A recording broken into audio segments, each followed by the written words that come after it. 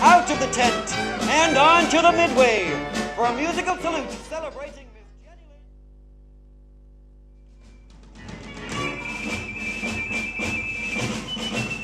Come follow the band, wherever it's at. The boys will beat, time to follow, be a heart full of cadet. Clap your hands, come to the hand, down the glass, as they catch the light, and some can see the light, see the rhythm comes up now.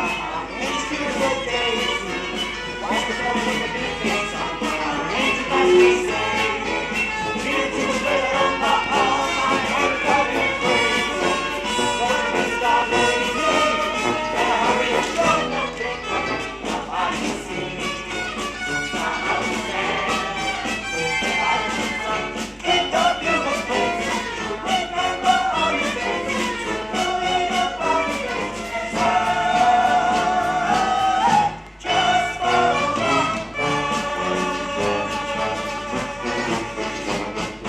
something fast in the morning, in the groove of the bass and the rattle of the beat, with the sweetest buzz from melody and hum. 'Cause the big girl is a silver tone on the side of the road, it's right on the middle of the sidewalk.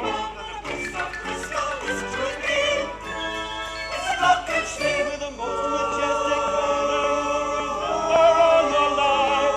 Comes bellabunkum, saxophonkum, saxophonkum. And the house sings out, trumpet song, trumpet shout, and the drums hit home when the crash and the clang as the ocean clang. It's home, it's home.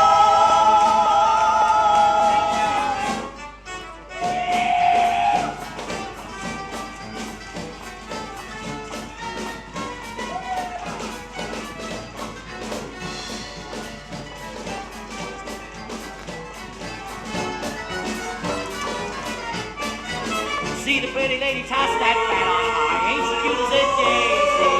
Watch the fellow with the big bass drum go by, ain't you glad that you stayed? Hear the tuba play that old papa, oh my, ain't you glad that you crazy? Don't you be so darn lazy, better hurry and join that big parade!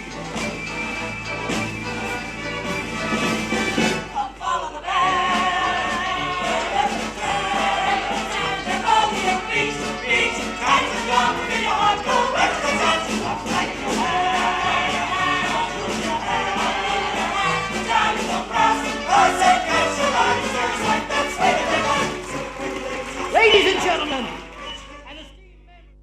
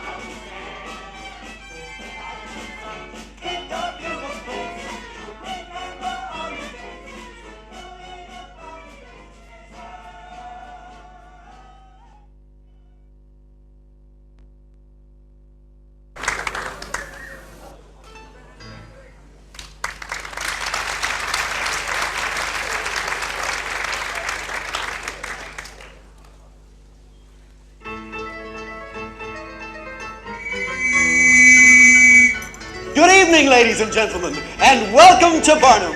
The performance will be starting shortly, and Mr. Barnum has asked me to extend a particular welcome to you this evening to the very first performance of Barnum here at the beautiful Rupert Guinness Theatre. And for those of you still arriving, our theatre staff, under the courteous direction of Mr. Pat Morris, will be delighted to show you to your seats. Ladies and gentlemen, tonight you will see every sight, wonder, and phenomenon known and unknown to man. You'll see Joyce Hett. She's 160 years old. She's the oldest woman in the world. You'll see General Tom Thumb. He's the smallest man in the world. Jumbo, 12 feet tall at the shoulder, 6 1/2 tons in weight. Miss Jenny Lind, the Swedish Nightingale. Ah, Nightingale, the word says it all. You'll see tumblers, jugglers, clowns, aerialists, acrobats, gymnasts, bricklayers, the Bridgeport Grand Opera, and pageant company. But now the performance is about to start, so may I present to you the fantastic, the fabulous, the phenomenon, Phineas Taylor Barnum! Yes! Barnum's the name, P.T. Barnum. And tonight, on this stage, you are going to see, bar none, every sight, miracle, and wonder that name stands for, including Jumbo, the largest elephant in the world, the great white whale from Labrador, General Tom Thumb, only 25 inches from toe to crown, Joyce Hett, the oldest woman in the world, and the rarest, the most beautiful bird in captivity, the Swedish Nightingale, plus a cast of hundreds, no, thousands, including marching bands, standing bands, flying bands, tumbling bands, bands of every shape, size, description. And here they are.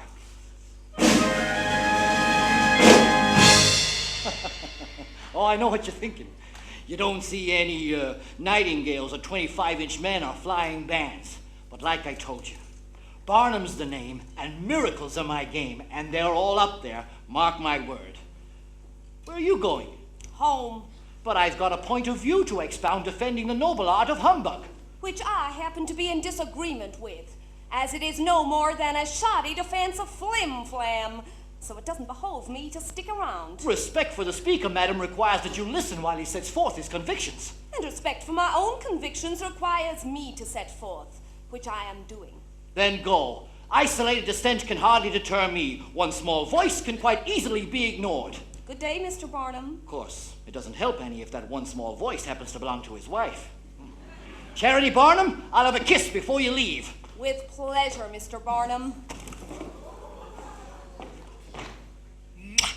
You may not make much sense, but you're beautiful.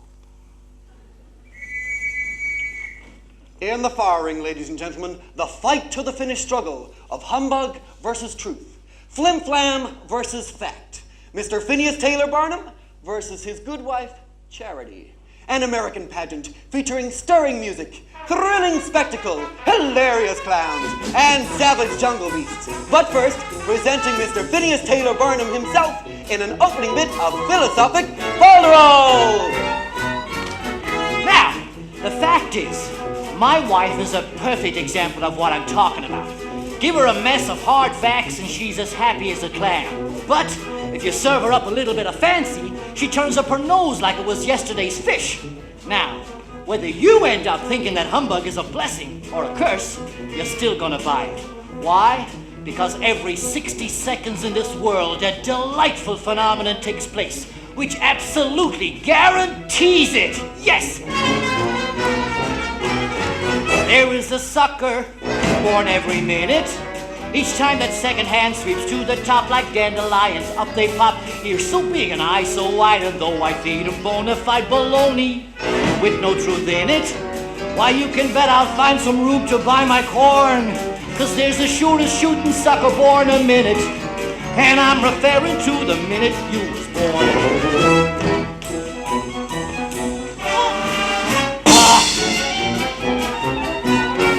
Each blessed hour brings 60 of them. Each time that wooden cuckoo shows his face, another sucker takes his place, plunks his quarter on the line to buy my brand of genuine malarkey. God bless and love him, but don't feel sad or hopping mad or cause a scene, 'cause there's the surest shooting sucker born a minute, but man, you might have been the minute in between. If I allow that right here in my hand, the smallest living human man, the sight of that is surely worth a dime.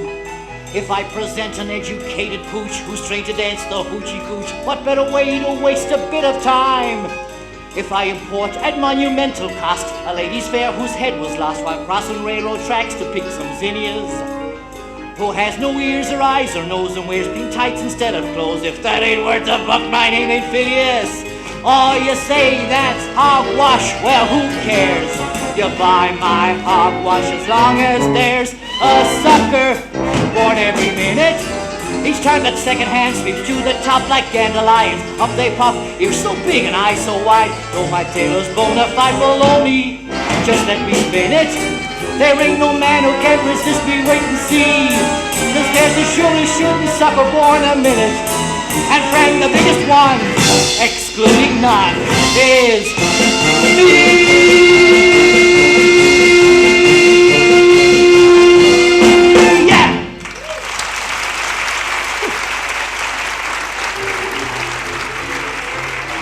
Of course, that was when our country was a pup. Today, alas, it's growing up, and we ain't got no suckers anymore. And I'll prove it to you. Now, if I was to tell you I got a real live mermaid back there, how many of you would pay, say, 25 cents to come up here and see her? Huh? One, maybe two at the most. But the rest of you, you're so well educated you don't believe in any foolishness such as a half woman and a half fish. Therefore, you're not suckers. Whew. And you're missing one hell of a lot, because there happens to be one right behind that curtain. And now, I'm damned if I'm going to show it to you. Hey, Wally, I don't think she's et yet. Ask her to put on that little blouse I got for her, because I don't want you getting all excited when you start tossing in the sardines. Sir, sit down, huh? Oh, now you're excited, huh? Just because you hear Madame Neptuna's got no blouse on, it gets you up on your feet. Well, sir, it happens to be the mystic joining of earth and ocean that's the miracle, not the fact that the lazy has uncovered bosoms. Pearly pink and simply beautiful though they may be. Here it is in Mr. Webster's dictionary, Taylor. Humbug. Something designed to deceive or mislead. Now, that's what comes from marrying a school teacher. They go right to the books. Charity, I'm talking about rosy possibilities. The kind of humbug the Pilgrim Fathers sold themselves when they came over on the Mayflower. The dream, Charity. Just one question, Taylor. That lady with no nose, how does she smell? Awful. Just awful. Mr. Webster gives this nice synonym for humbug, too. Lies. Now, don't give up, Taylor. The evening's young. You've still got some rosy possibilities. Rosy possibilities. In the far ring, humble beginnings, as Mr. Phineas Taylor Barnum turns old to gold. Quicker than you can say, George Washington. I'm telling you, they came in the thousands in Philadelphia, Mr. Barnum. Now, here's all the proof you'll need. Birth certificate, bill of sale, writs, and testimony, all proven beyond a shadow of a doubt that on June 15th, Joyce Head will be 160 years old.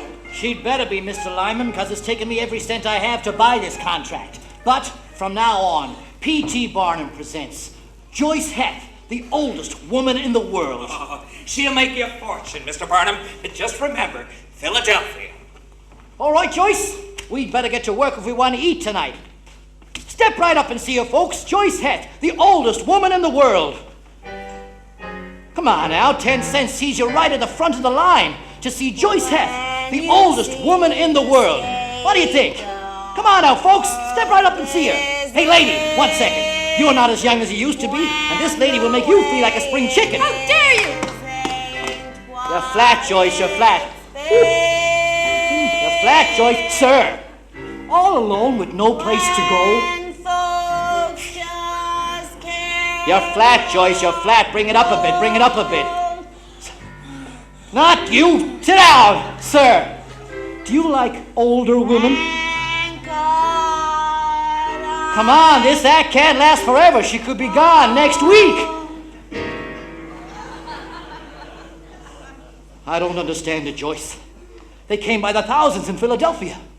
And walked by the thousand, Mr. Barnum. You've been had. What? Anyway, what's so special about an old lady? Now, a young lady, that's different. If you'd have had me up here 140 years ago, What did they you... would have come all right. What did you say? I said, what's so special about an old lady? Yeah, but a special old lady. Mr. Barnum, what you looking at? I'm looking at a nurse. About 100 years ago, she's got this baby bouncing on her knee. George Washington. But I don't know no people named Washington. George Washington, the father of our country? I told you I don't Joyce! know. That pavement looks a mite hard to sleep on tonight, and I would say there was a fair chance of rain. Maybe even hail. What you say that boy's name was? George Washington. Oh, you means little Georgie. That's it. Why, Mr. Barnum, I pretty near raised that boy. That's it, Joyce. Come on, let's do it now. Step right up and see it, folks. Joyce Heck, George When you see the Washington's state nurse. The world is in, What do you when think? the George way it is Washington ain't was what it's 160 years of been. age. When folks just care for gold, thank God I'm old. When you take a gander at the news, when you hear the language people What do use, you think of that? 160 when those sweet songs are sung, I don't wanna be Okay, young. Joyce, liven it up. That That's it, Joyce. Hey, Heck, I want to do a job. doesn't fret me, should he spy me, that don't upset me. Let him eye me, come and get me, that's fine by me. Age don't worry me. When you see the way folks misbehave, when it's only good times that they crave, when kids are much too bold, thank God I'm old. When there ain't no he-man left alive, when they tell you 3 men out of 5 end up locked up or hung, I don't wanna be young. Okay, Joyce, let's dance. But I'm 160 years old, I can't dance. Rain, hail, maybe a blizzard. I'll dance. I knew you would. Down here. That's it. Back a bit now. And sell it. Right, and the other leg. Right, that's it. Yeah. Well, I'll tell you what, come to the top of the hill and I'll give you a push. Okay, now we're going to start on the left, right? And let's go. That's it, Joyce. Now you're on your own.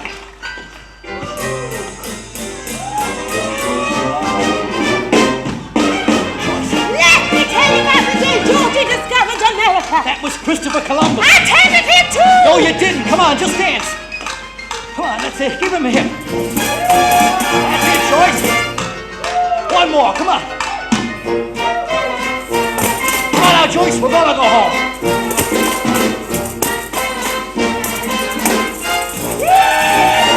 Gonna get dressed up, kinda down.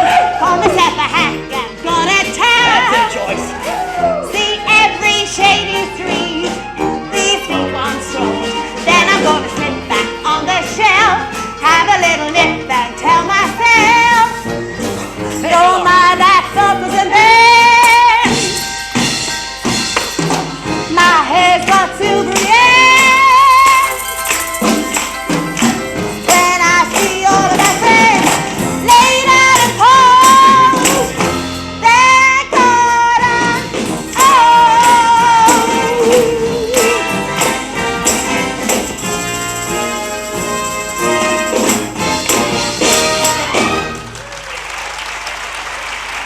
That's it, Joyce, come on. Get back in the truck. That's it. Away you go, Joyce. Mind yourself. 2 blocks down, boys. And give her some resuscitation. And I could do with some myself. Whew. All right. Maybe I misled him a bit.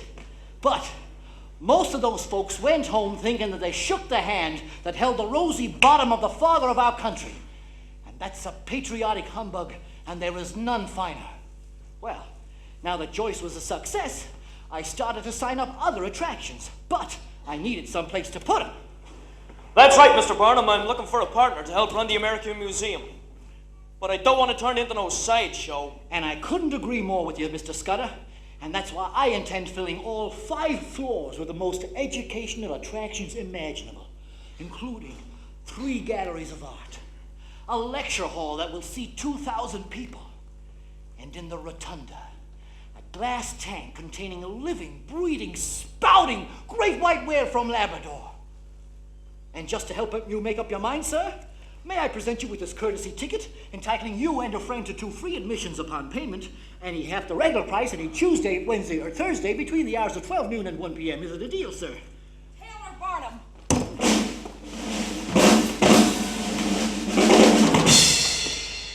Did you or did you not have an appointment to take me to lunch at 1 o'clock sharp? It is now past 2:14. In the near ring, ladies and gentlemen, the fight to the finish struggle of humbug versus truth, as Mr. Phineas Taylor Barnum versus that most ferocious of all jungle beasts, the female of the species, who has been kept waiting over 1 hour and 14 minutes. Mr. Barnum will face this dangerous creature unarmed.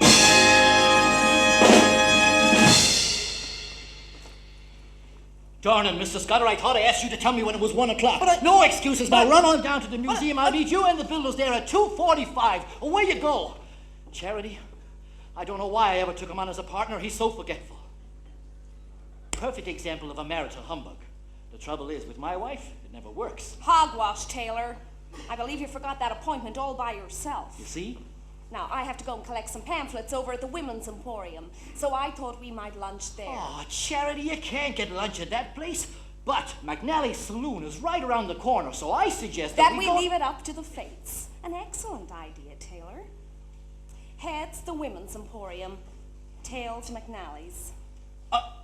I'll toss if you don't mind. Go right ahead, Taylor. I trust you 100%.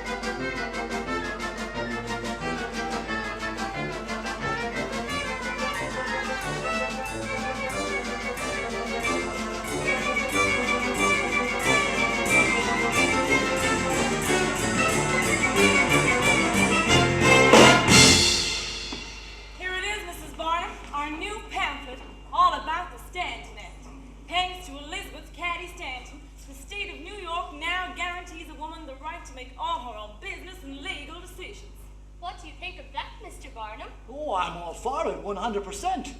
As long as she asks her husband first. Hey, McNally, bring us a couple of dozen oysters and 2 large eels and put a head on them. Mr. Barnum will have the liver special, Mrs. Mortimer, plus fresh boiled parsnips and a compote of prunes. But I hate prunes. And an extra copy of Miss Danton's pamphlet for dessert. Now, Taylor, you can tell me who this new partner of yours is. Charity, that was Mr. Amos Scudder. Him and me are rebuilding the American Museum. But what? We haven't $100 to our name. Brass and a little bit of humbug. You'd be surprised how often it's just as good as silver or gold. Schemes again, Taylor. Schemes and dreams. Oh, Charity, I told you I was a dreamer the first night I met you. Taylor Barnum, when a girl meets a man in the middle of the worst thunderstorm of summer, with bolts of lightning jumping off every tree and barn in sight, and thunder so loud it nearly scares you out of your wits, not to mention the dogs and cats all over the territory howling to raise the dead, she don't pay much mind when a man happens to mention that he's a dreamer. And I'm not saying you shouldn't have dreams, Taylor.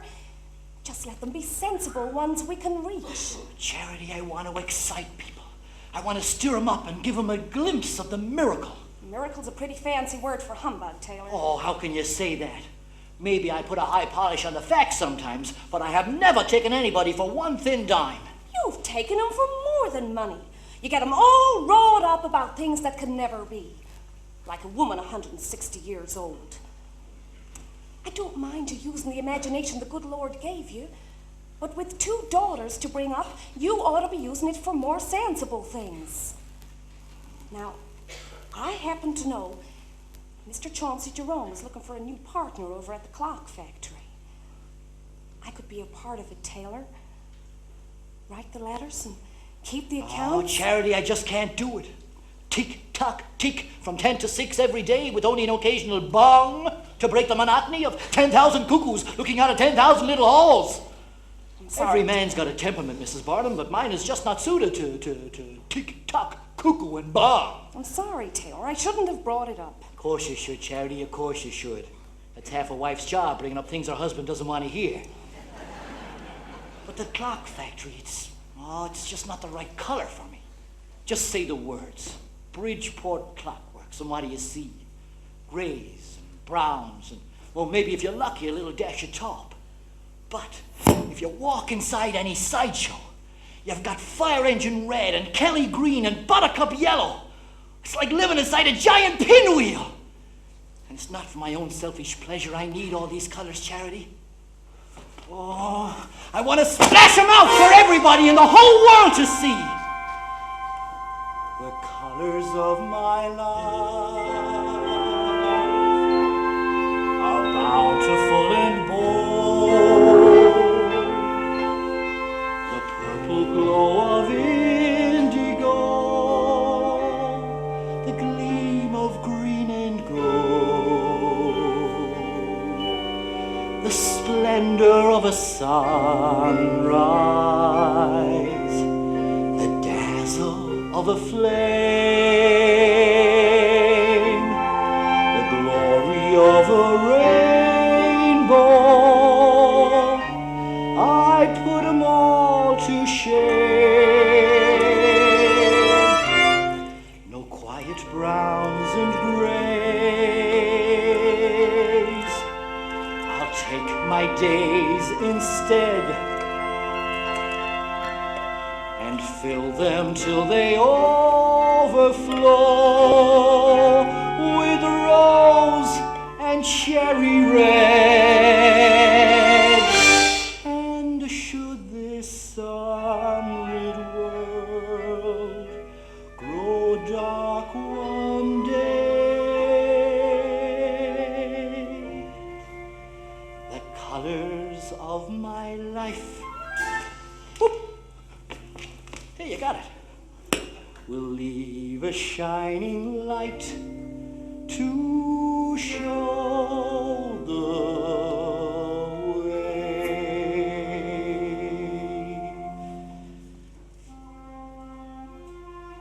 That's all very well, Mr. Barnum. But your greens and your reds aren't going to be much use. Not unless you get those builders started. Good Lord, it's 2:40. Charity, why don't you wait right here and I'll be back in 5 minutes. Maybe 10. A half hour at the outside, okay? Look, if I'm not back by 6, why don't you come down to the museum? You can't miss it. It's on the corner of Ann Street and Broadway. It's got a big sign outside with gold letters and purple trimmings that says Barnum's American Museum. The splendor of a sunrise, the dazzle of a flame. I'm gonna do this. What? Whoa! The glory of a rainbow. I put 'em all to shame.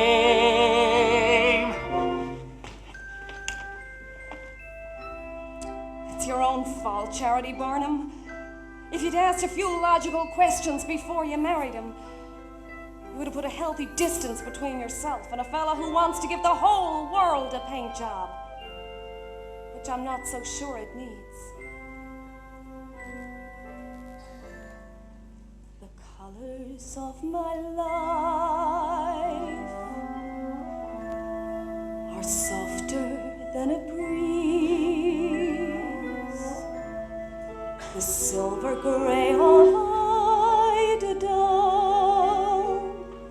the dappled green of trees, the amber of a wheat field, the hazel of a sea,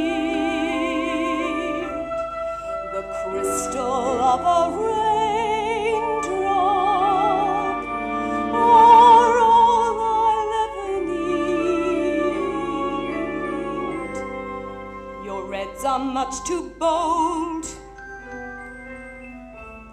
In gold I find no worth. I'll fill my days with sage and brown, the colors of the earth. And if from by my side my love should roam, the colors of my life will shine a quiet light to lead him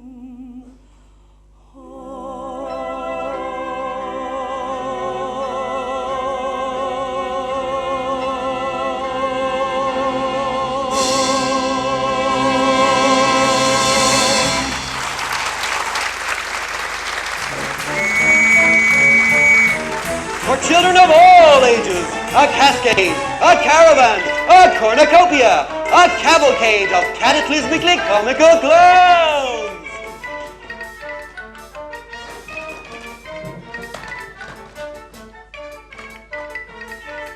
No. 1, 2, 3, 4. Straight on top of the other, right? What are you? No. 1, 2, 3. Right on top of the other, okay?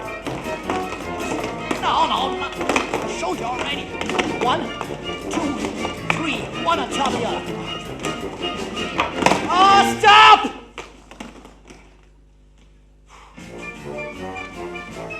Showed you already. 1, 2, 3. One on top of the other. 1, 2, 3. One on top. Not like that. Stop!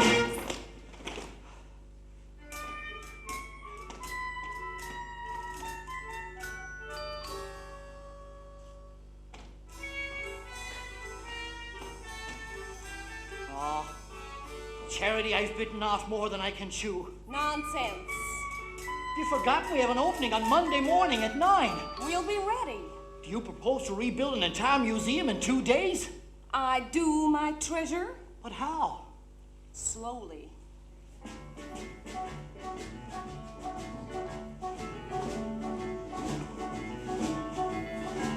The Lord gave each and every one the spunk to do what can't be done, the brawn, the brain, the courage, and the heart. The strength to bend the strongest bar, the will to reach the farthest star. It's just a case of learning how to start. To build a tower up so high to a cloud, you'll anchor build it one tiny brick at a time. Bucks multiply till the bums of anchor just begin with a thin silver dime. That empty field, it can yield miles and miles of flowers. You don't need no magic powers, just a seed and showers from the floor to the skies. You can soar if you're wise enough to climb, one brick at a time.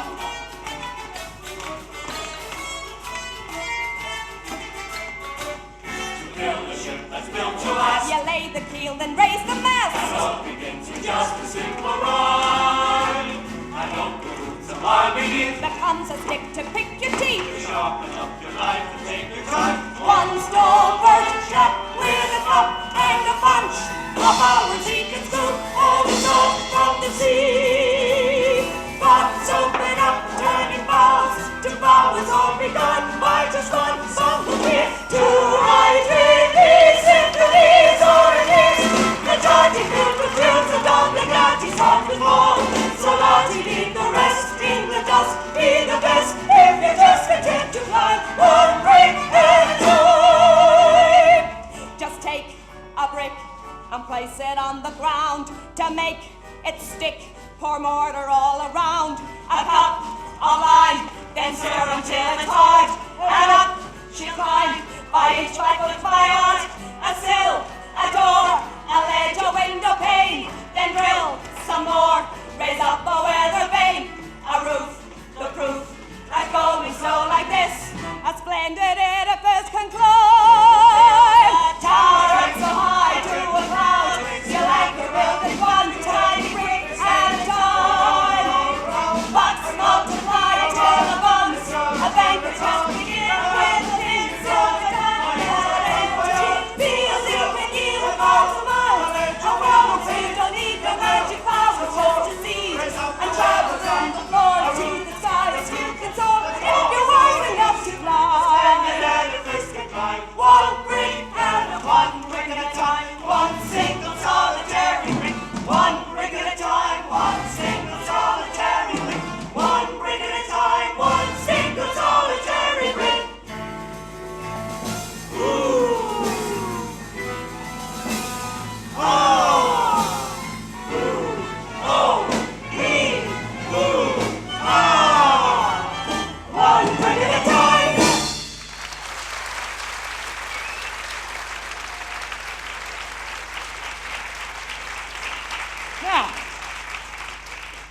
Everything about my museum was spectacular, including the price, $1. Now, that may seem a bit steep, but it was worth it. Look at what I gave him. Quite a lot of Roman terracotta, living lava from the flanks of Etna, statuary, ride a dromedary, see the temple tumble and the Red Sea part, McNamara's band, the fattest lady in the land of pickled prehistoric Hannah, strand of Pocahontas' hair. Crow and Sue are going to be showing you some rowing through a model of the rapids in the Delaware. Armadillos, clever caterpillars, reproductions of the Cyclops, red crystal blowing, automatic sewing, Venus on a shell and other works of art. Educated fleas, a tribe of aborigines, two ladies joined a crust and knees, a Mona Lisa made of ice. Hottentots begotten and forgotten, spots of cotton, June and night with loud and sound, better see that twice. Got iguanas, snakes and other fauna, got my bearded lady, but we're getting out. When you duck out, you take another buck out, run around the block and see you, run around the block and see you, run around the block and see a new show start. Thank you, sir, thank you, ma'am, thank you, sir, thank you, ma'am, thank you, ma'am, thank you. Enjoy yourselves, thank you, thank you. Whew. Mr. Barnum, 5,000 admissions in one day. Only everybody's going downstairs to see the whale, and then upstairs to see Joyce Hatton and the mermaid and the Indians, and then back downstairs to start all over again. Nobody's going out, Mr. Barnum. What are we going to do? Put that sign I had printed outside the back door. To the egress. To the egress. Oh, don't get frightened. It's just a fancy word for exit. But nobody will know what it means. Oh, they will when they get outside. Now, that's a health and education humbug. They learn a new word, and they get some fresh air. McNamara's been the fattest lady in the land of pickled prehistoric Hannah, strand of Pocahontas' hair. Cold Sue are going to be showing you some road to a bottle of the rapids of the Delaware. Iguanas, snakes, not a fauna. Got my bearded lady, but we're getting out. When you duck out, you take another buck out. Run around the block and see you, run around the block and see you, run around the block and see a new show start.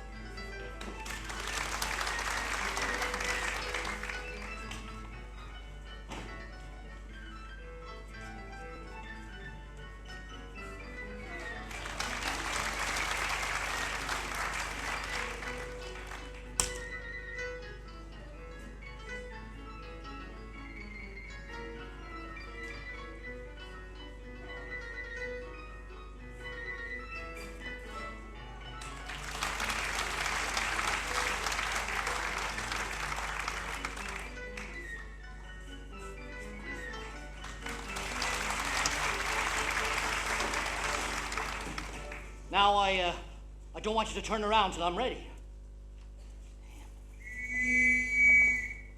Mr. P.T. Barnum, the Grand Master of the High Wire, tries for a double somersault.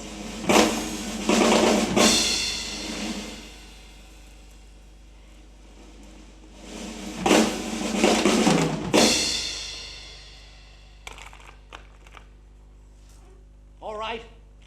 Now.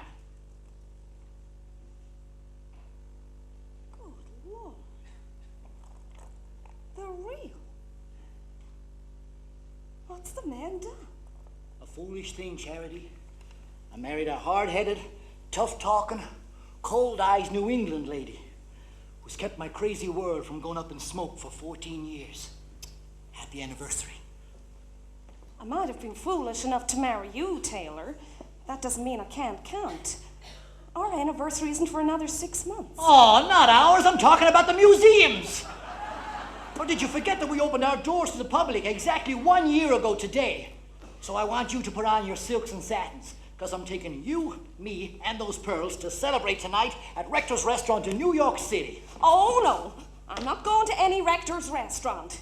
The food's too rich and the people too fancy. And I don't want to even discuss the prices. I am staying right here. Marital humbug number 2. The carrot and stick principle. It never fails. Now see here, Charity Barnum. I've got the prettiest wife in the state of Connecticut, and it's my God-given right to take her out and show her off if I want to. So if you don't go upstairs at once and change into your best dress, then certain very costly anniversary gifts are going to have to be returned. Well, it almost never fails. Charity Barnum, what am I going to do with you? Put up with me, Taylor, same as I do with you. We're out of step, we disagree. What's right for you is wrong for me. Together we're apart a country mile. But I like your style. I like your style. We're out of step, we disagree. What's right for you is wrong for me. When I propose, then you protest. What's my delight? You just detest. Too sweet to fight to ever reconcile. But I like your style. I like your style. I like your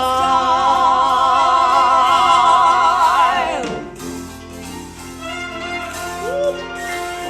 No shouts or quarrels. No blows or tears. One simple fuss to dissect and discuss for the next 100 years.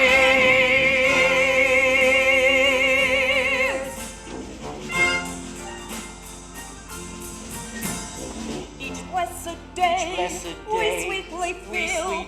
With no, you won't. And yes, I will. You wonder how we made it down. You'll wonder how we made it down. But I like your style. I like your style. I like your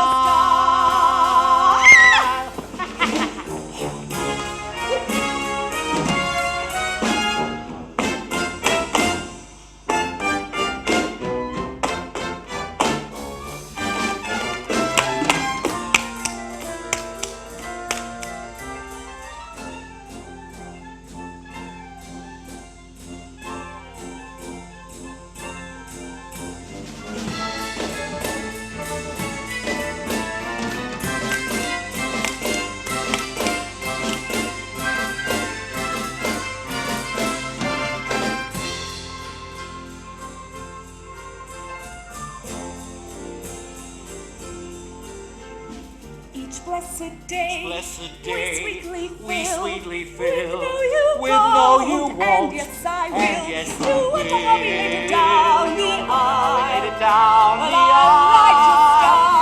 like your style. I like your I like your style. I like your style. I like your style.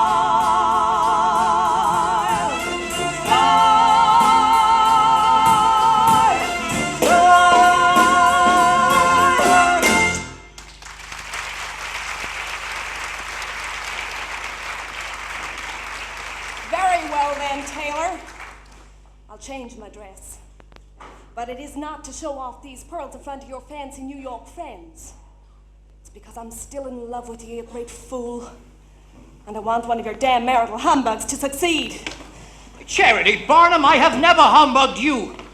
Why, I'm surprised at you even suggesting such a thing.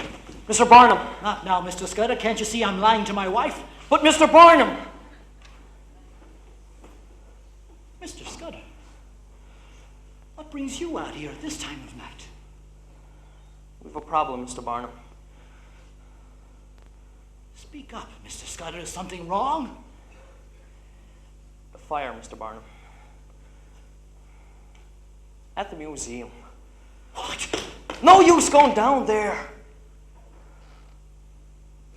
There's nothing left. I'm sorry, Mr. Barnum.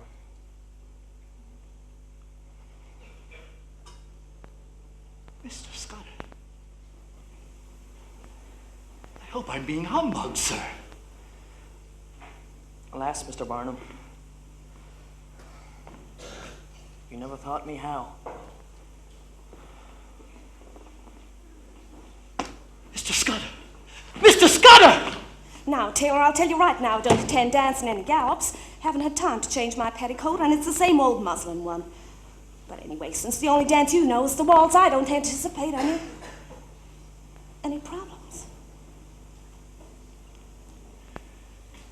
Ain't no use celebrating the anniversary of a museum, Charity. What's burnt down? Oh, and you were right. The darn place was nothing but a sideshow anyway. Oh, Taylor Barnum, That museum was absolutely splendid, for what it was. And I will not listen to anything to the contrary. New York's not the only place to make a living, you know. There's a whole country out there. Why, even right here in Bridgeport. Darn it, Charity, if you haven't come through with the solution. There is a whole country out there. And here am I, just piddling away my life on the corner of Ann Street and Broadway when there must be at least 24 states out there never even heard of P.T. Barnum. I'll build a new museum and I'll put it on wheels. I wasn't thinking about any 24 states, Taylor. Bring a little red and gold to the entire country. We'd start off with a 3-month swing around the East. All I need is one headline attraction and a little bit of capital. And because it was your idea, Charity... What? Because it was your idea, I'm going to put a top line in every ad that says the entire tour is under the personal direction of Mr. and Mrs. P.T. Barnum. Oh! You are with me on this, aren't you, Charity? Charity? I am not certain I am 100% in accord, Taylor. Then everything's all right. We're quarreling again.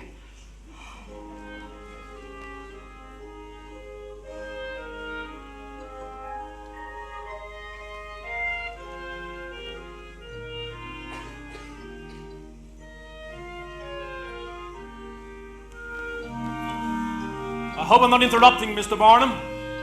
You are, Mr. Stratton. But our appointment was for 2 o'clock. I'm busy now. We'll talk about it first thing on Monday.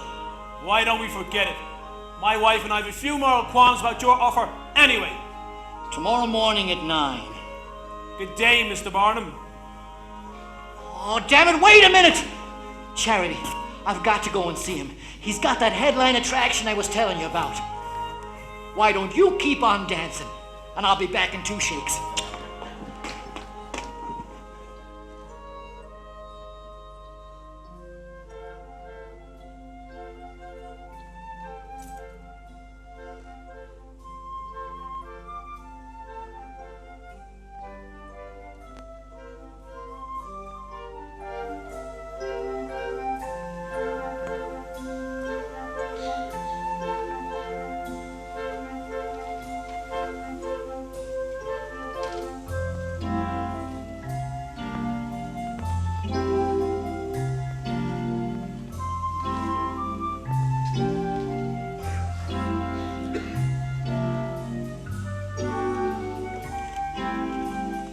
Now, a deliciously droll divertisement as Mr. P.T. Barnum juggles 3 slippery Strattons in the air.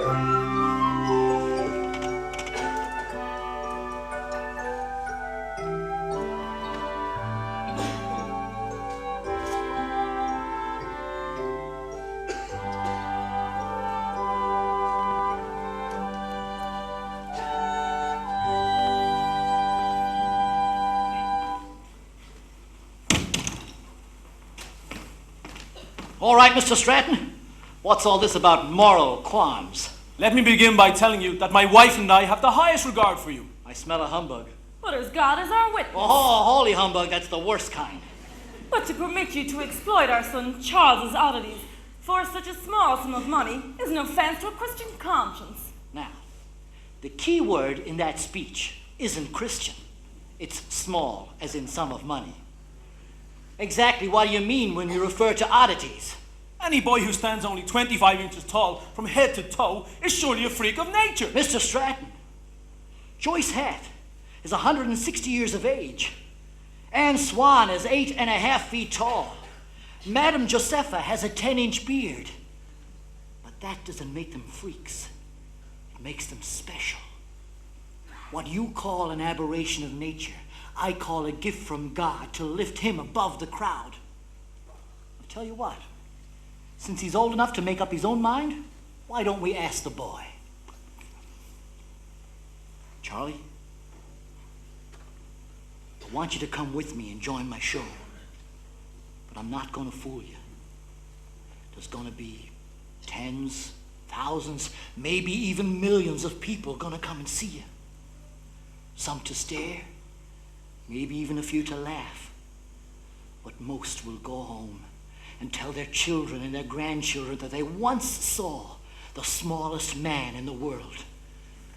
We'll even pick you a name to go along with the miracle of your size. Of course, you mustn't forget the other benefits.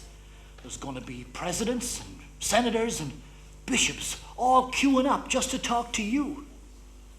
Or you could stay safe and snug in that chair for the rest of your life, not moving from one day to the next.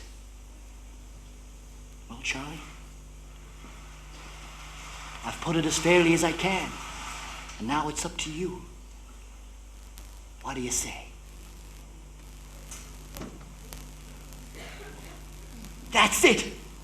That's the name. Thumb. Tom Thumb. General Tom Thumb.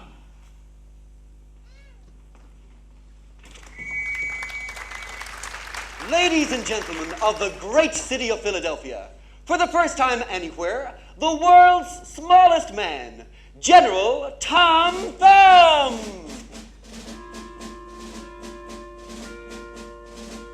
I'm General Thumb, just come to town, a Yankee Doodle dandy. I've ate your scrapple and washed it down with just a nip of brandy. The mayor made me presents rare, the ladies did salute me. First rate I am, they all declare, and all my poses suit me.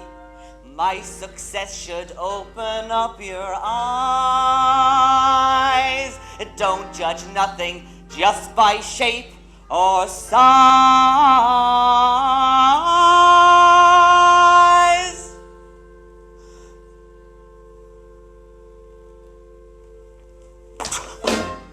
Bigger isn't better, taller isn't braver, stronger isn't always wise. Smaller isn't necessarily the lesser, guts can come in any size. Lady luck and favor, just a little shaver over one who's 6'3". Brains in any tussle, mops the floor with muscle. Bet your life I'm glad I'm me.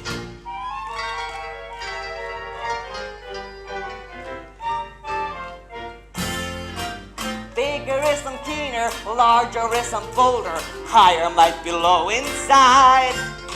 When you need to lean upon a friendly shoulder, narrow's just as good as wide. See that mighty lion sitting there and crying, bitten by a tiny flea. Mammoth was colossal, what's he now, a fossil? Bet your life I'm glad I'm me. What's strong in bulk may lag along in brains and heart. That handsome hulk might be a little imputimently proven consequently. Though he shows his shoulders twice as big as boulders, if the brain's a tiny pea. When you're in a pickle, he'd worth a nickel. Bet your life I'm glad I'm. Bet your life I'm glad I'm me.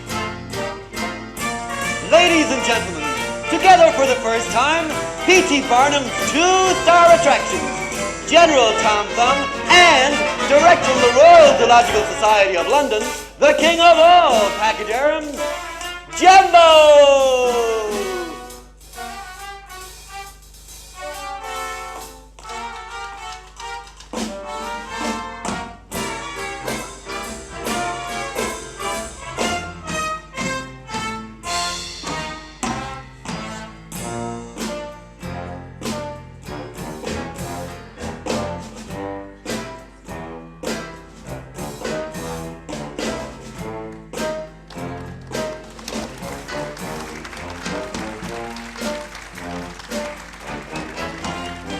Giants are so awesome, folks are scared to cross them.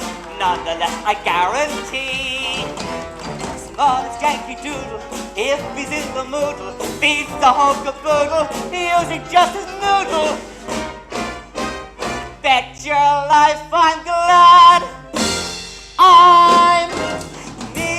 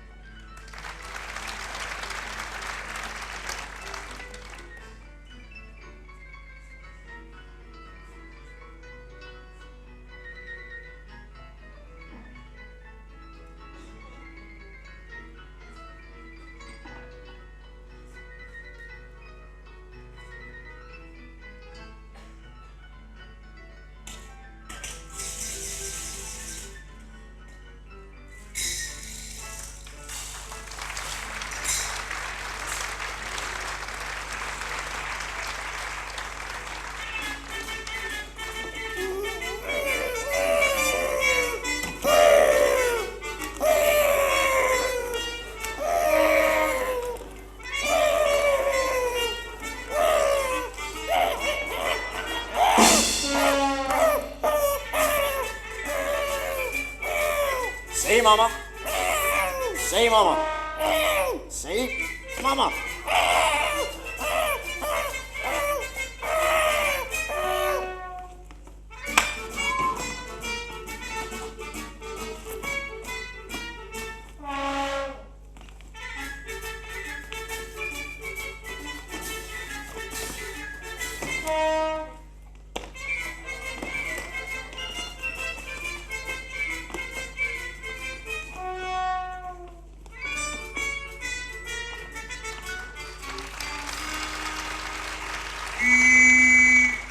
Once again in the center ring, Mr. P.T. Barnum versus the female of the species, with unheard of, unexpected, alarming results. Stuff and nonsense, Taylor.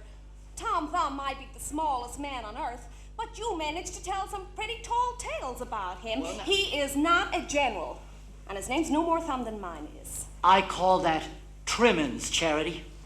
Was Joyce Hat's age trimmings, too? No, that was justice. I took all the ages most women knock off theirs and I added it onto hers. Be that as it may, Mr. Barnum, if we have to be in the exhibition business, the least you could do is find yourself one respectable attraction. Now see Mr. here. Barnum, all my congratulations. Julius Goldsmith. We met last autumn in New York, and I caught your show here in Boston last night. Absolutely splendid. Thank you, Mr. Goldschmidt. Charity, you remember my mentioning Mr. Julius Goldschmidt. He presented Mr. Booth on his last tour. Of course. What brings you to Boston, Mr. Goldschmidt? Boston's home to me, Mrs. Barnum. I stopped off for a little visit before sailing off to England to sign up that Swedish girl who's made such a stir over there. Jenny Lind. I read all about her. 2 command performances for Queen Victoria. Lind? Lind, of course, the India rubber lady who can tie a knot in her right arm. Jenny Lind's an opera singer, Mr. Barnum, and she ties men in knots. And according to all the critics, her voice is the most glorious sound ever heard. But you'll get a chance to see her for yourself when I present her for her first concert next fall to Castle Garden. Well, better get started. That New York train's due in a quarter of an hour. Mr. Barnum, Mrs. Barnum, a great pleasure, and I look forward to seeing you in the fall. What's the matter, Taylor? Mr. Goldschmidt's a nice fellow, but I don't like to see him lose his shirt. You don't think he'll be able to sign up Miss Lind? That's just it. I'm afraid he will. And no American public is going to fill any hall just to hear a singer. Oh, I'm not so sure you're right. You heard 2 command performances. Now, it's high time you found yourself an attraction like that. Now, don't start on about that again, Charity, or we're going to miss the Chicago train. Besides, I wouldn't know where to begin. Why, it's very simple, Taylor. We toss a coin. Tails, we continue as we are. Heads, I run the rest of the tour. And you go to England and sign a deal with Miss Lind's agents. Charity, what would I say to Mr. Goldschmidt? Oh, that you were afraid New York would never buy an opera singer. And you didn't want to see him lose his shirt. That's a lie, Charity. I call that trimmings, Taylor. Bon voyage, Mr. Barnum. Mrs. Barnum, this is uncharted territory. I'm equal to it, Taylor. And so are you. Charity, wait! Well, now, it wasn't too late. I still could have missed the train and followed Charity west, but I didn't. I made the train, I made the boat, and I made the deal. Now, I had only one thing to figure out. Who the hell was Jenny Lind? But like that fellow Shakespeare said, what's in a name anyway? It's titles the public wants. I'll call her the scintillating songbird from Scandinavia. The scintillating Swedish songbird.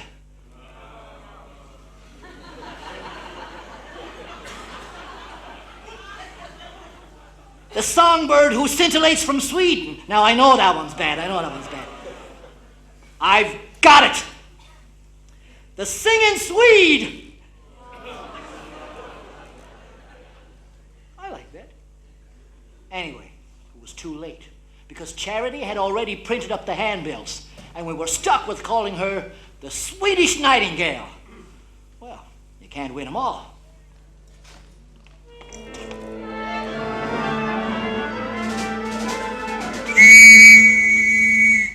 Ladies and gentlemen, for the first time on these blessed shores, the world-renowned living beauty. Due to the extremely respectable nature of this attraction, Mr. Barnum's promotional campaign will avoid any sensational claims and rely upon the plain, unvarnished truth.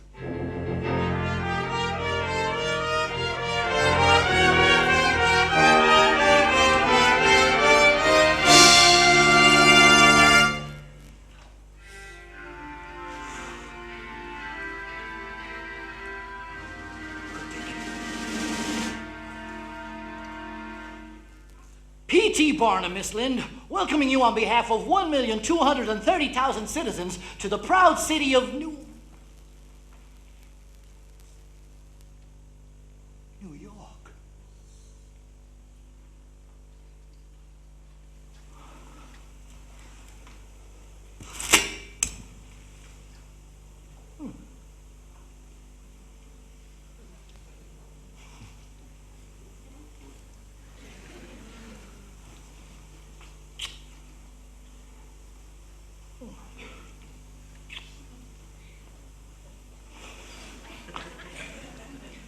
Tell me, Miss Lind, how was your crossing? Wat sag nicht?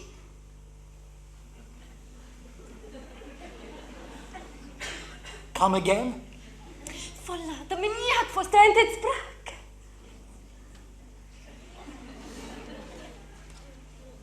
Miss Lind, this here is the United States of America, and here we try to speak English. I don't want to learn English. Well, you have no choice. Choose. Choice? Choose.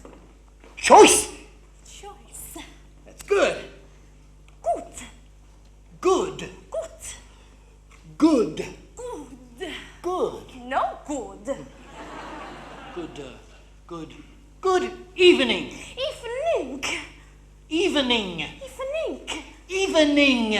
Evening. Evening, ladies. Laddies. No, not laddies, they're not Irish, it's ladies. Laddies. Ladies. Ladies. Ladies, and. Und. And. Und. And. And. Gentlemen. Gentlemen. Gentlemen. Gentlemen. Gentlemen. Gentlemen. Gentlemen. No, it's gentlemen. Well, that'll have to do, I guess. The words they can't understand, we're just going to have to charge off to European style. Oh, and don't forget to smile, Miss Lind. There's one thing an American can't resist. It's the smile of a beautiful woman. No American man, anyhow. It's getting late, Miss Lind. I've got to get out front, so have a good concert and good luck. Wat sag nicht? In English, Miss Lind, in English!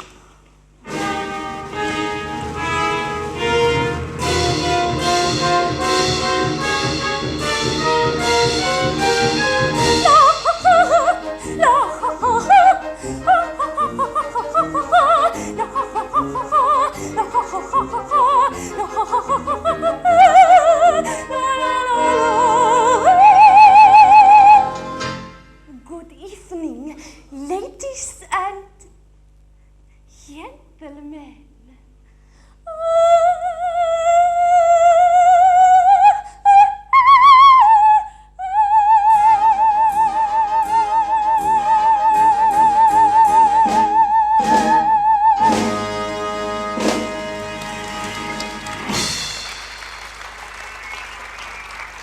Ladies and gentlemen, Miss Lind thanks you for your kind reception to our program and asks that she might sing one last song. A song she sang at her first concert in Sweden and dedicates tonight to her new American friend. Karlik oss till das sveta lieder.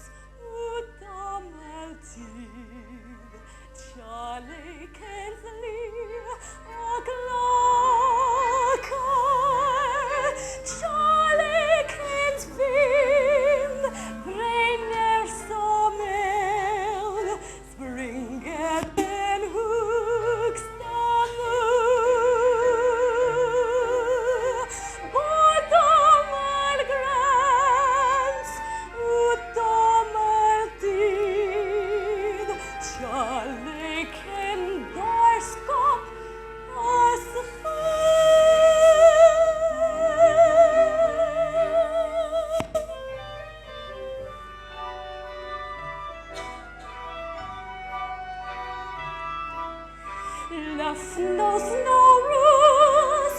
Love has no time.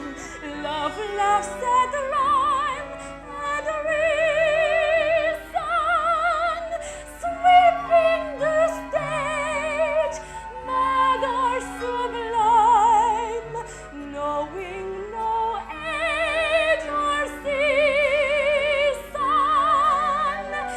Wise men and fools playing love's game bend to the same sweet reason. Love's silver song, swift as a flame, reaches the strongest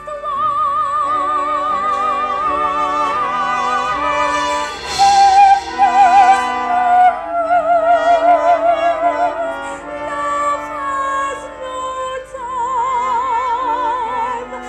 Love makes such fools of us.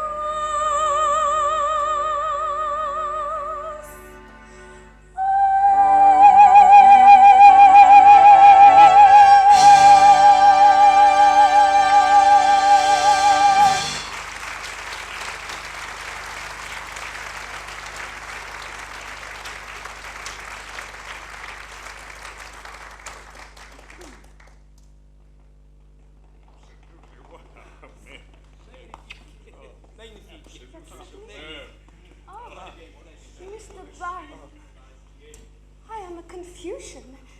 Many gentlemen asked to go with me to the celebration tonight, and I not know which one to choose. Why, my dear lady, you pick whoever takes your fancy. Very well.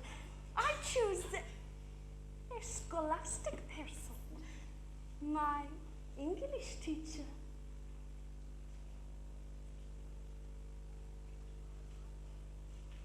Now, my dear lady, I am a Confucian. Taylor, the carriage is waiting. I'll be right along, Charity. The mayor of the city also he asked to escort me. Look, Miss Lynn, Taylor, please hurry. I want to freshen up at the hotel before the reception. Oh, well, perhaps another time. Charity? Charity,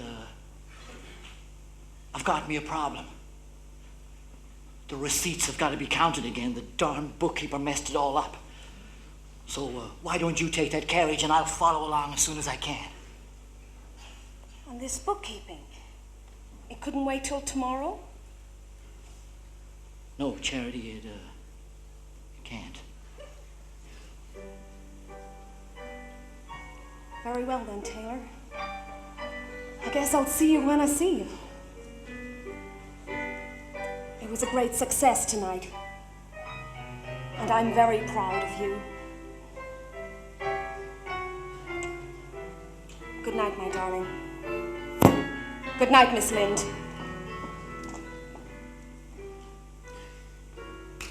Charity, wait! Miss Lind,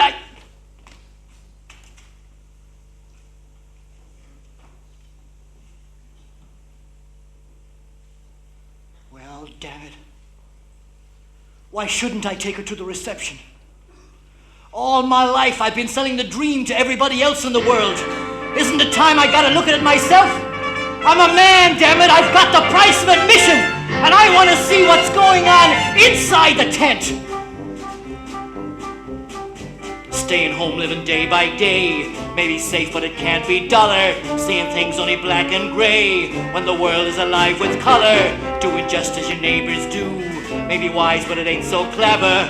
Every man has a dream or two. Let them go and they're gone forever. Out there somewhere, just out of sight. There's a world that's blazing with light. Ain't each man alive got the right to stray just a mite from this straight and narrow, shoot through the night like a flaming arrow. turning back should the highway bend, turning down every chance you're given, takes the risk out of life, but friend, how the hell can you call that living? Staying put in a pumpkin shell is a bleak and depressing habit. There's a ring on a carousel, and it's yours if you'll only grab it. Out there somewhere just down the line, there's a world of glory that shines. 1 square foot, there's gotta be mine.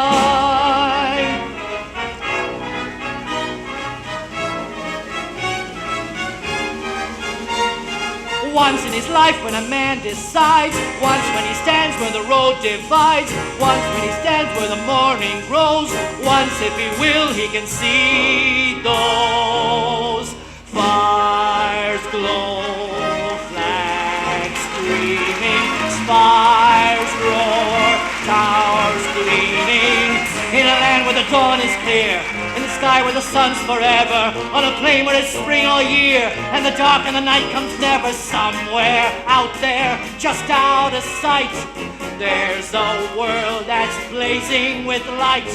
Ain't each man alive got the right once in his life to forget the past?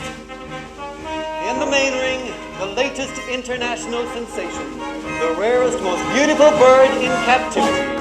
Home at last. Nightingale.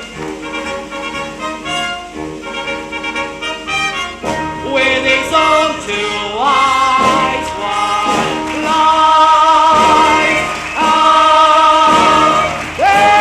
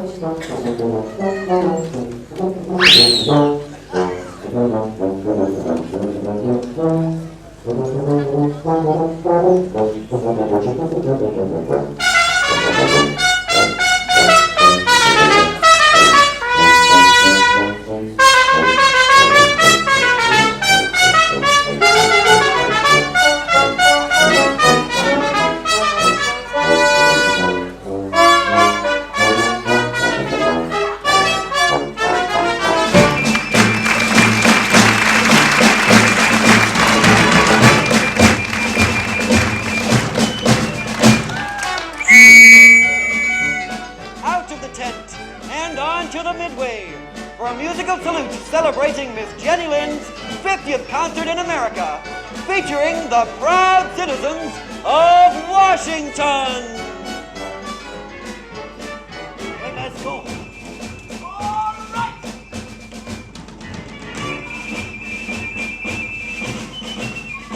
Follow the band, wherever it's at. The thought of your feet, touching down will be a heart full of forget. Outside your hand, I'm doing your hand.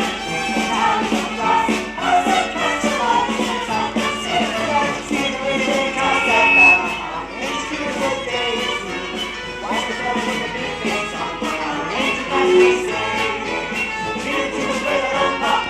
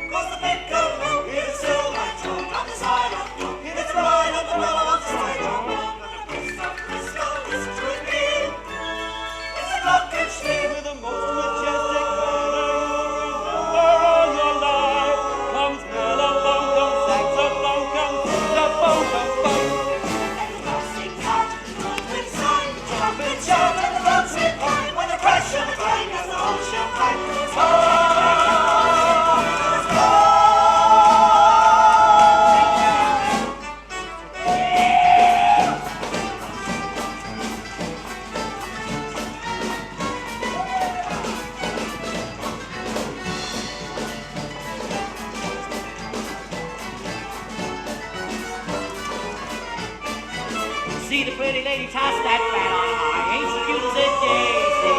Watch the fellow with the big bass drum. Ain't you glad that you stayed? Hear the tuba play that old papa. Oh my, ain't it driving you crazy? Don't you be so lazy? Better hurry and join that big parade. Come follow the band. Stand on your feet, feet. Time to jump, feel your heart go right to the dance. Up like your hand, move your hand. The time is on cross. I say catch your light, just like that sweet. Ladies and gentlemen, and esteemed members of the Potomac Marching Band Society, President and Lady Fillmore respectfully invite you to the lawns of the White House tonight, where Miss Jenny Lind will give her first concert in our nation's capital. Up out of your seat, down up in the stand.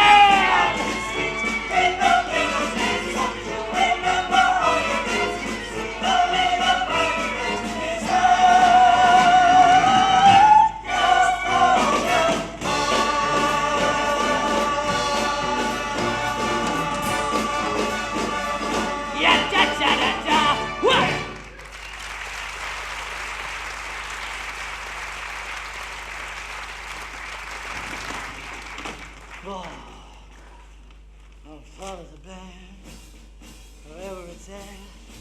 Let both of your feet beat, time to the drum, will feel your heart go rat-a-tat-tat. Flag in your hand, a plume in your hat. Damn it, Wilton. Don't I even get one evening off? Miss Lind asked me to remind you that the reception's at 7 o'clock sharp. And since President Fillmore is a stickler for punctuality...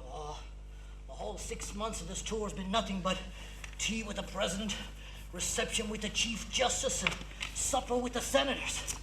When do they ever find time to run the country? So damn it, Wilton. I give up the whole thing just to get away from them. You don't mean that, Mr. Barnum. No, I do. It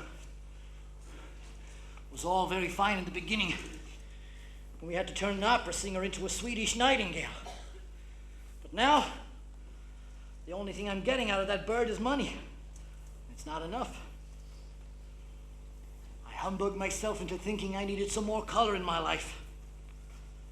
And she humbugged me into being respectable. A miserable state of affairs as far as I'm concerned. So I might as well be miserable being respectable with someone I love. But I thought you and Miss Lind had... Well, you were wrong. You know what, Wilton? You'd better send a wire to old Goldschmidt, telling him I'll be in New York City the day after tomorrow. And another one to Mrs. Barnum, telling her that if that coin comes up heads, I might just be in Bridgeport by the end of next week. Now this is going to be a waste of time. None of my female of the species humbugs seem to pan out. But I'm too old a dog not to try. Never heard such carryings on in public. It's a damn disgrace if you ask me. Phineas, are you muttering? Me? Absolutely not. I think muttering is the height of impoliteness. Then I'll just ignore it. I never mutter. I might sputter, but I never mutter. When I got something to say that matters, I utter. I don't mutter. I used to have a mutter, but I still think it's a damn disgrace. I bet I know what this is about. The way the French ambassador smiled at me last night. Wrong. What do I care if some Weasley-looking Frenchie smiles at you? It's the way you smile at him. One of your number 2 special trembly ones. Phineas, I have a soprano, and we flirt. The way impresarios mutter. Anyway, what's sauce for the goose is sauce for the gander. What do you mean? The letters. What letters? Long ones. Daily. To a lady in Bridgeport, Connecticut. Now, if you were willing to give up these letters, I might be willing to give up my trembly smiles. Jenny,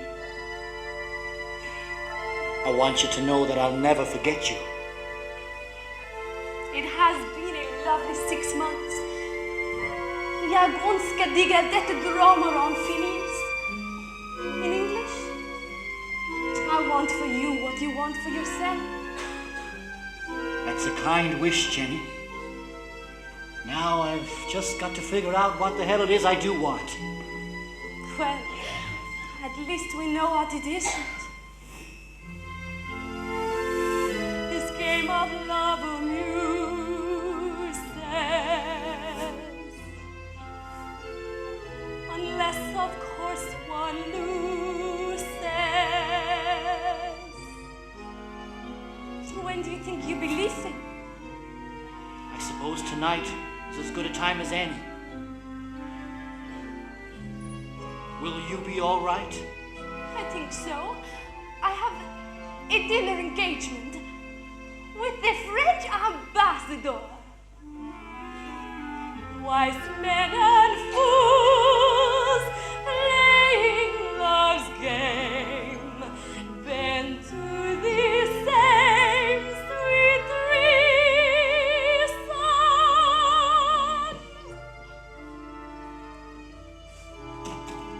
Did you see those figures for St. Louis, Mr. Goldschmidt? Sold out before she ever sets foot in town. I'm telling you, you're buying a songbird that lays golden eggs. Oh, I know that, Mr. Barnum.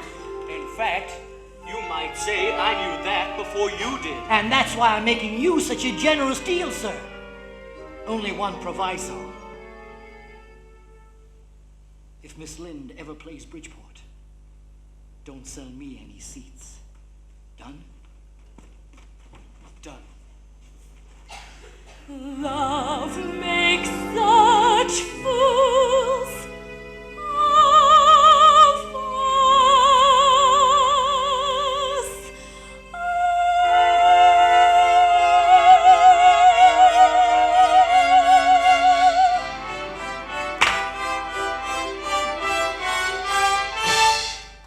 Why, Charity, Barnum, what are you doing here?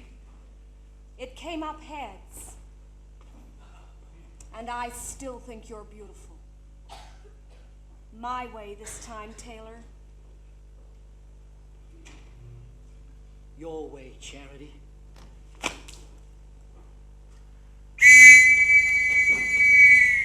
Out of the tent, away from the midway, without the benefit of Kelly Green, Buttercup Yellow, and Cherry Red. The Bridgeport Grand Opera and Pageant Company present Mr. P.T. Barnum as he lives his life in black and white. The future's rosy, living black and white.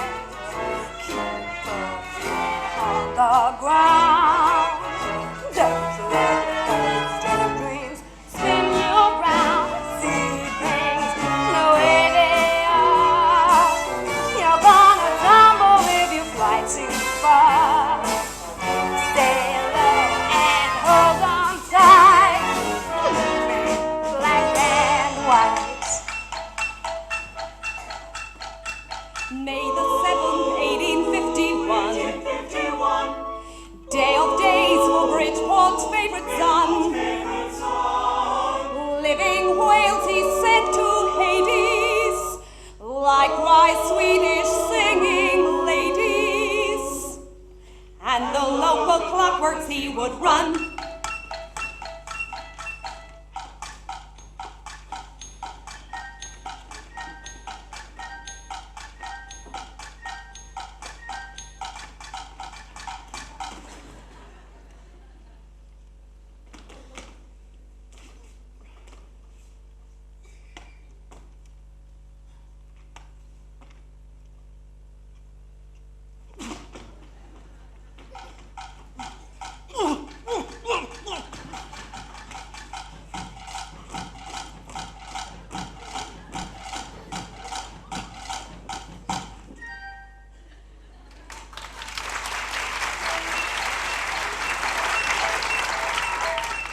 He could run a clockwork's Barnum found.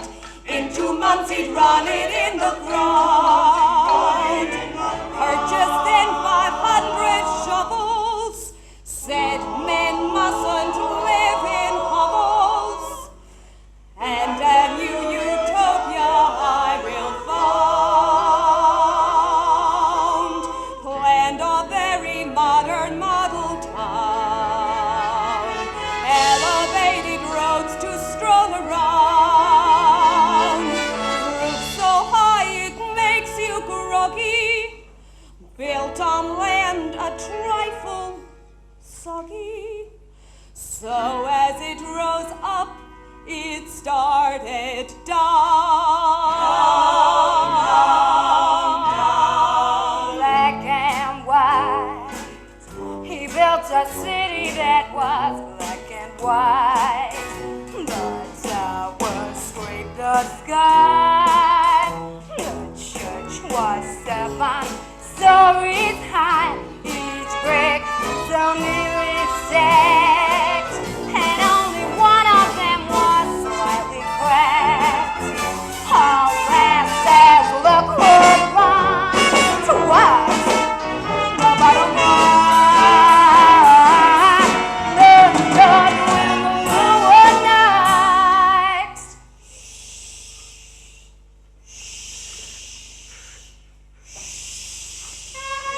Bye bye, black and white.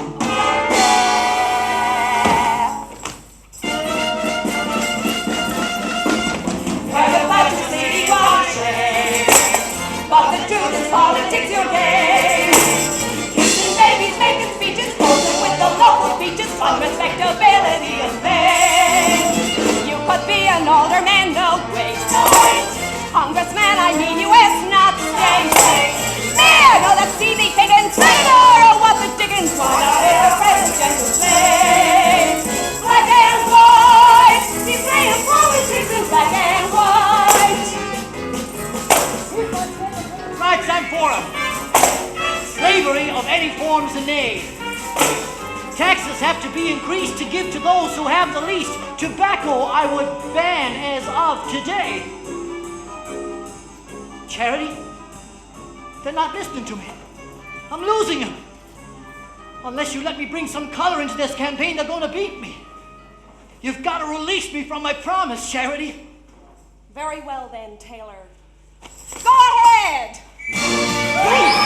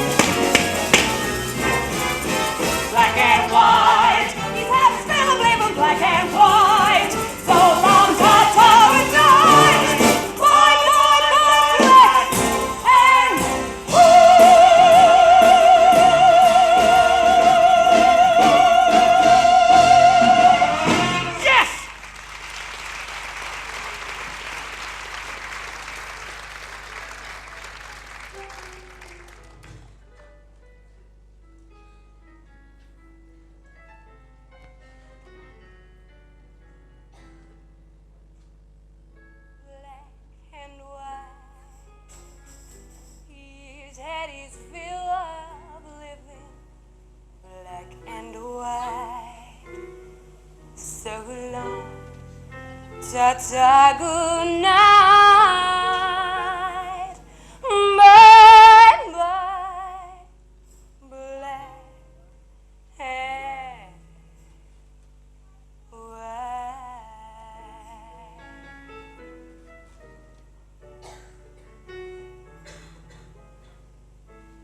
Outside the tent, after the show,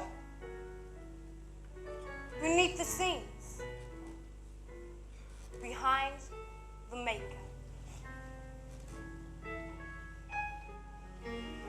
Oh, Taylor, please wait a minute. What's the matter, dear? Oh, nothing. I just need to rest for a moment. You know what, Charity? So do I. Let's sit down. On the steps of the City Hall. It's illegal. Well, that'll be my first act as mayor. To have a law passed that all elected officials with beautiful wives can rest on the steps of City Hall whenever I say so. There. How's that? Thank you, Mayor Barnum. You're very welcome, Mrs. Barnum. Impressive place, isn't it? It's the most respectable looking building I've ever seen. And it belongs to you now. You know what, Charity? Sitting here looking at you smiling in the dark reminds me the first time I took you home in that thunderstorm. I knew you were scared, but I just kept wishing there would be more lightning so I could get another look at your face. And I shut my eyes every time the lightning flashed. So I never did get a good look at yours till we were standing at the altar. And by then it was too late. Oh, Taylor, now stop it. Folks are going to think we're foolish. Why? Two old people sitting on these steps in the middle of the night holding hands. Oh, who says we're old? Maybe I've got a few gray hairs and a couple of laugh lines, but you don't look a day older than you did the day I took you home in that thunderstorm. I thought you were through with humbugging. 22, 3 at the most. And that is the least humbugging thing I've ever said in my life. Oh, you're going to be wonderful in politics, Taylor. Of course, I don't expect you to stay for more than one term as mayor. I've already got my eye on the Senate seat. And not the state Senate either. Charity, you're talking about Washington. Head says you can do it, Taylor. Oh, deciding to run for the U.S. Senate is nothing to toss a coin on. It takes pondering and considering and contemplating. And how come in 25 years of tossing that coin it never once came up tails? I guess fate is just on my side, Taylor. Well, that and the fact that this coin just happens to have two heads. What? Oh, you stacked the deck, Charity Barnum. I haven't been watching you 25 years for nothing, Taylor. All right, I'll run for your damn Senate. She cheated me. But because I love you, and I would do anything to make you happy, but you have humbugged me good and proper, and I am most displeased. Why are you smiling? Everything's going to be all right, Taylor. We're quarreling again. The colors of my life. The colors of my life are softer than a breeze. Are bountiful and bold. The purple glow of indigo. The gleam of green and gold. The dappled green of trees. The splendor of a sun. The amber of wheat. The dazzle of a flame. The hazel of a sea. The glory of a rainbow. The crystal of a rainbow. I'd put 'em all to shame. Are all I'll ever need. No quiet browns and grays. Your reds are much too bold. I'll take my days instead. In gold I find no worth. And fill them till they overflow. My days with sage with and rose and cherry red. The colors of the earth. And if from by my side my love should roam,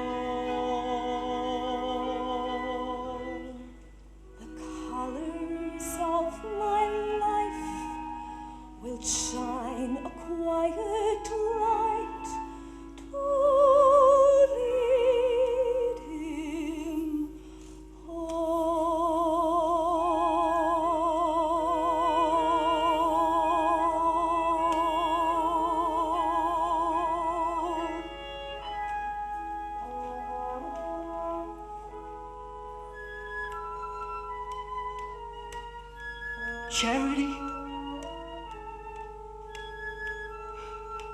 Charity?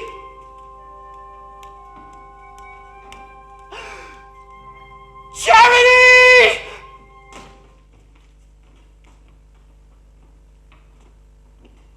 On behalf of the party, Mr. Barnum, may I say how sorry we are.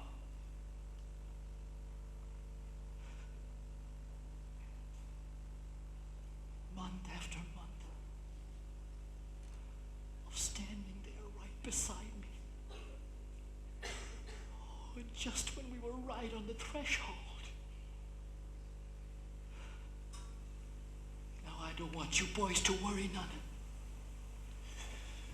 Because during this campaign, I'm going to be stronger than ever. I worked a long time for the senatorial nomination, and it's an election I don't plan to lose. I'm afraid there's been a slight postponement in your nomination, Mr. Barnum.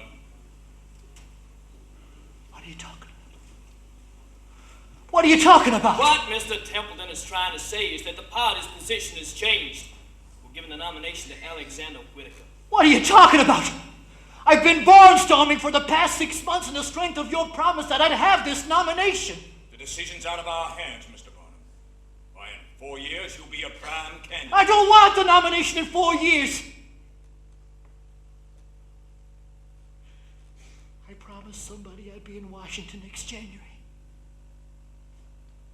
And if I can't be there then, I don't want to be there at all. So good day, gentlemen. Get out!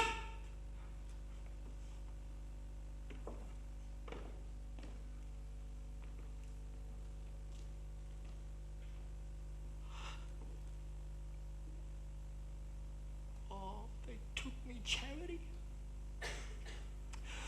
6 months of making speeches, and they take away the nomination from me with a lie worse than any humbug I ever pulled on anybody in 35 years of fooling people. Thought I'd got it out of my life, but I was wrong. Because it looks like if I don't humbug them, they're going to humbug me.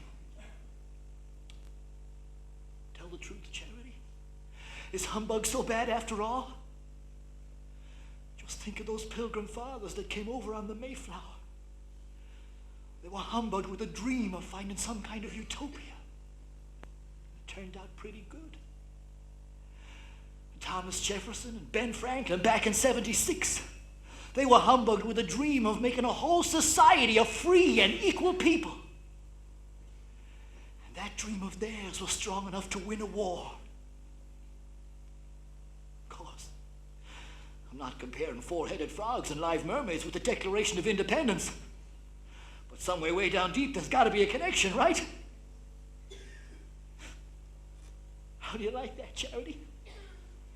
Up here in a soapbox for 2 minutes, and already I've convinced myself I'm first cousins with Thomas Jefferson.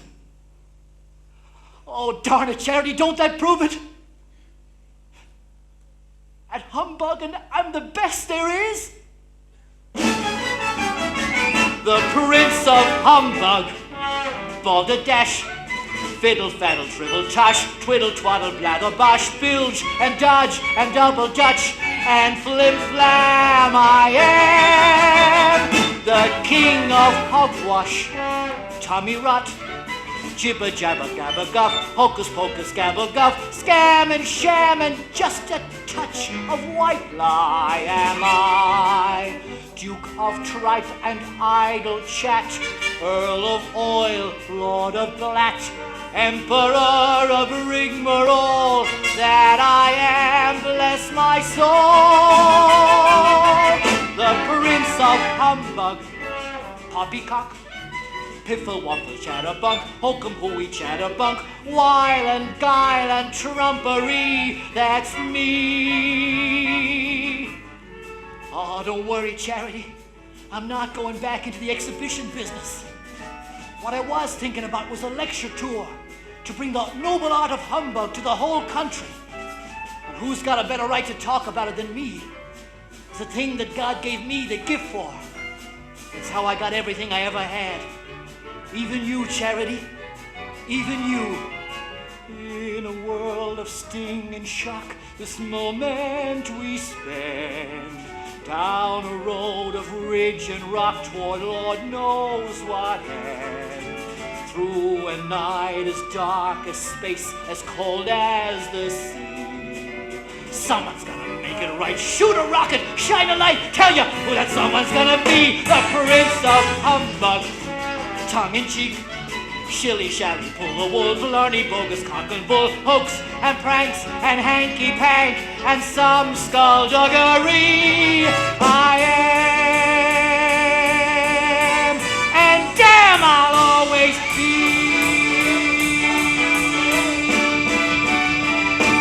Yeah!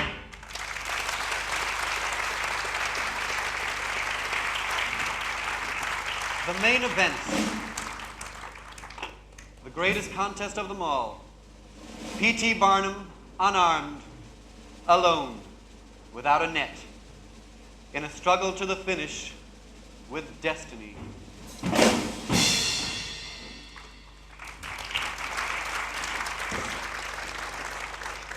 Bailey's the name, Mr. Barnum, and I'm here for my 3:30 appointment.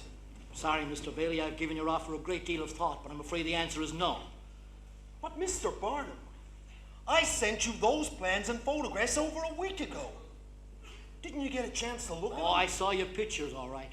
And your menagerie doesn't look too bad. But I've been out of the business for years, and I don't intend on going back in it. But, if you wouldn't mind a little bit of advice. Why, no. I would welcome it. Well, you've got to hook your attractions to the mood of the country. It's 1880, and with Grant in the White House, we're expanding our boundaries. Your show looks good, but it's too small. What? There ought to be 10 elephants and 20 clowns, bareback riders, acrobats, fat ladies, a whole family of jugglers, and 6 up on the high wire. Impossible.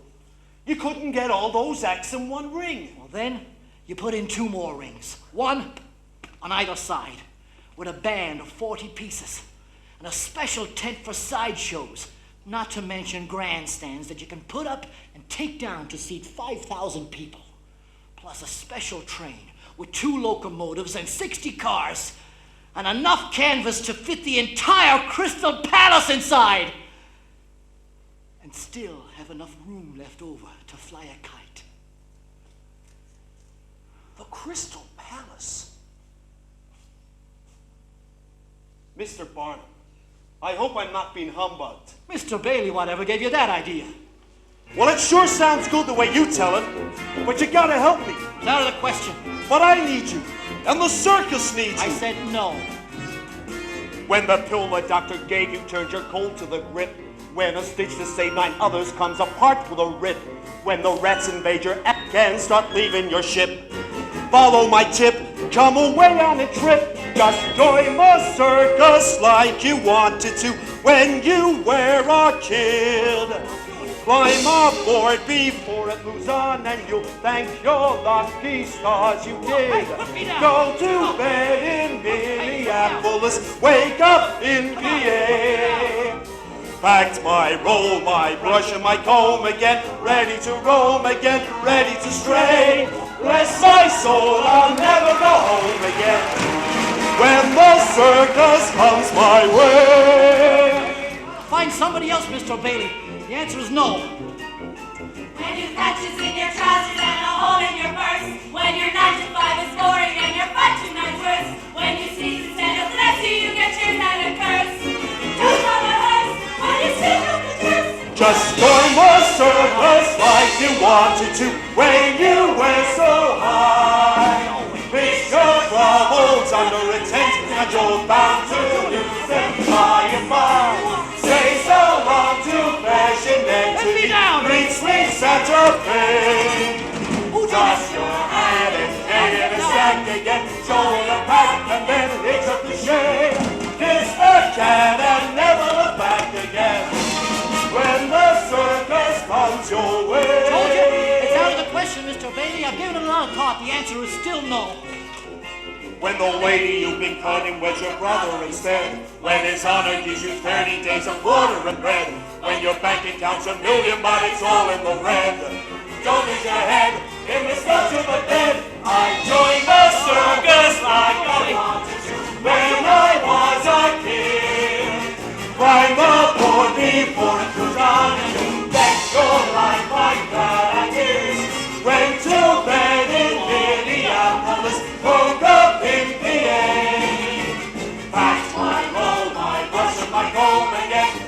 to roam again, ready to stray. Bless my soul, I'll never go home again. When the circus comes my way.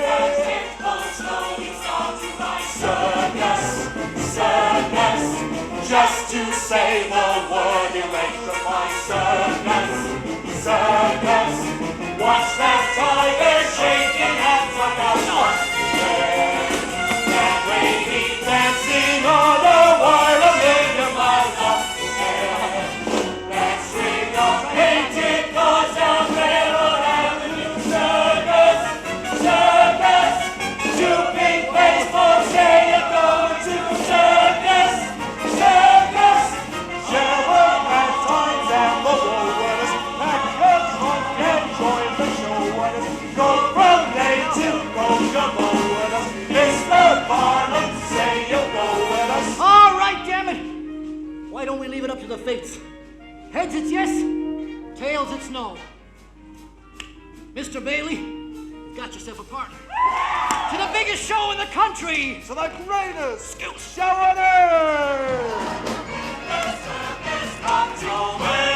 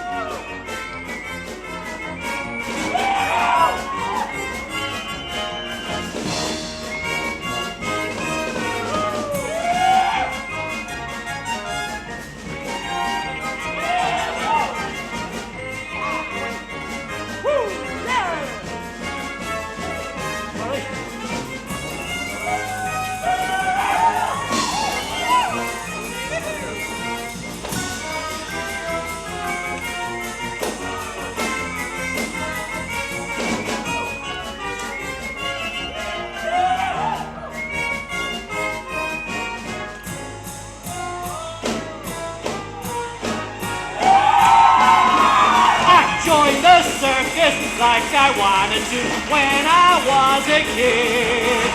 Signed up for before it moved on, and you bet your life I'm glad I did. Went to bed in Minneapolis, woke up in PA. As I rode my brush and my comb again, ready to roam again, ready to stray.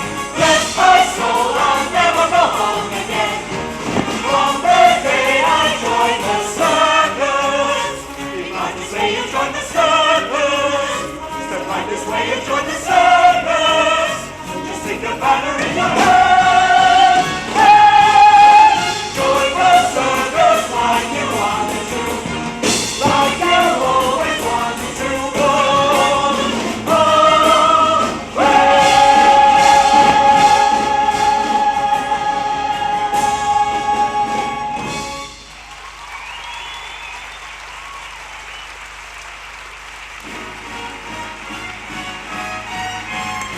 Ladies and gentlemen, the greatest show on earth is proud to present to you Madame Boissevain and her world-famous prancing Arabian ponies.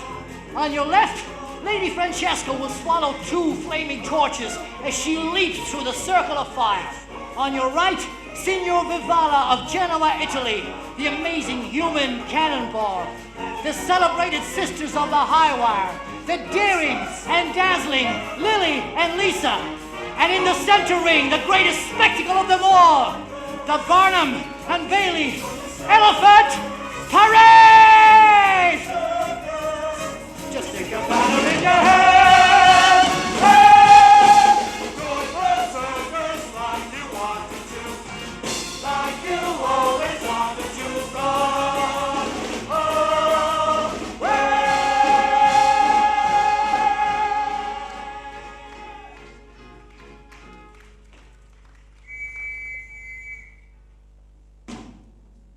In the center ring, a final princely attraction. Mr. Phineas Taylor Barnum himself.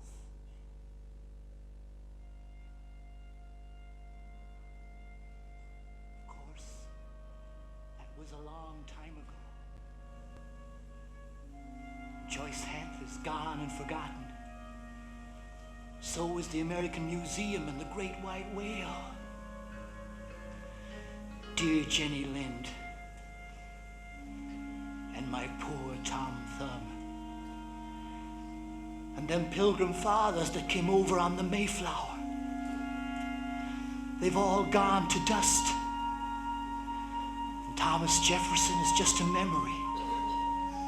And Ben Franklin has flown his last kite. And my kind of humbug has disappeared. It's a pity. There was a sucker born every minute. Each time that second hand swept to the top, like dandelions, up they pop. Their ears so big, their eyes so wide.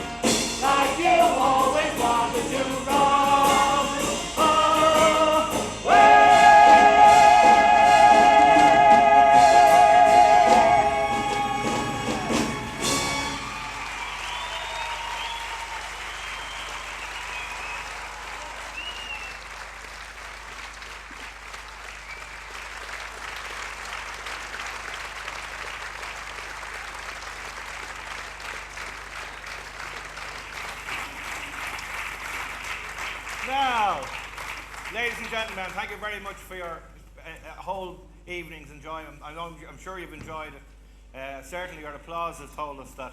I'm exhausted just standing in the wings for the last 10 minutes. So put your hands together for the cast.